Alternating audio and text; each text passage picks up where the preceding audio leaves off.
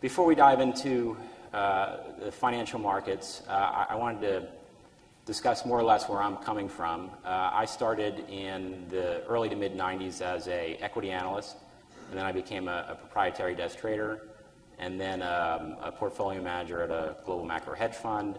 I've also developed trading systems. I worked in private equity, in corporate finance, within an investment bank. So I've got a pretty wide background in terms of finance. My academic background is not text analytics. So the big question is how did I get to analyze large sets of data? And why did I even start doing it? In the 90s, when I was investing for this global macro hedge fund, I actually ended up traveling a lot. So during the 1990s, I actually traveled to over 50 countries.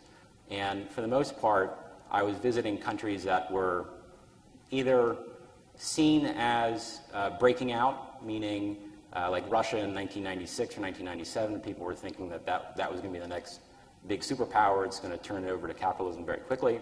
And then you returned in 1998, 1999, and it was the exact opposite. So you could see these massive oscillating waves of super pessimism and super optimism going back and forth. And the real problem was not noticing that they existed. The real problem was quantifying it. So I started to go about trying to figure out how to do it. And my focus is on, are we going into a bull market? Are we going into a bear market? And where do the inversions occur? So it's slightly different than some of the focus areas that other people have been using similar approaches, meaning text analytics on top of big data like Twitter. Most of the approaches so far have been much shorter term, and what my analysis is mostly focused on are longer term trends. So essentially what I believe investors want, professional investors and private investors, are to get pretty simple signals. They don't want a lot of noise involved. And they want to be told more or less before the bear market starts that we could be heading into a trouble area. And more or less after the bottom or near the bottom, they want to be told it could be time to get back in.